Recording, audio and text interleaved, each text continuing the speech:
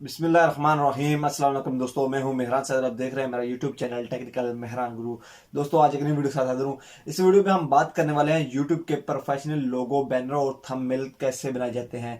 इन तीनों में सबसे अहम चीज आपका थंबनेल है। थंबनेल ऐसी चीज है जिसकी वजह से 50% चांस होता है कि आपकी वीडियो व्यूज इंक्रीज होंगे। बहुत से लोगों को थंबनेल बनाने नहीं आते, अगर कोई दोस्त बना लेता तो इतना अच्छा नहीं होता, जिसकी वजह से उसकी वीडियो पर व्यूज बहुत कम आते हैं।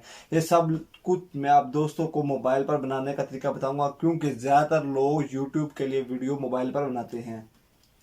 इंशाल्लाह जितने भी थंबनेल लोगो वगैरह आपको बनाना सिखाऊंगा वो सब एचडी होंगे। बहुत सारे लोग ऐसे होते हैं जो आपका टाइटल देख के आपकी वीडियो पर नहीं आते। अगर आपका थंबनेल बेस्ट होगा तो आपकी वीडियो व्यूज ज्यादा इंक्रीज करेगी। प्रोफेशनल लोगो और बैनर बनाना अगर आप सीखना चाहते हैं तो मैं इसके लिए एक सीरीज स्टार्ट करने वाला हूं, जिससे आप दोस्तों को बहुत कुछ सीखने को मिलेगा।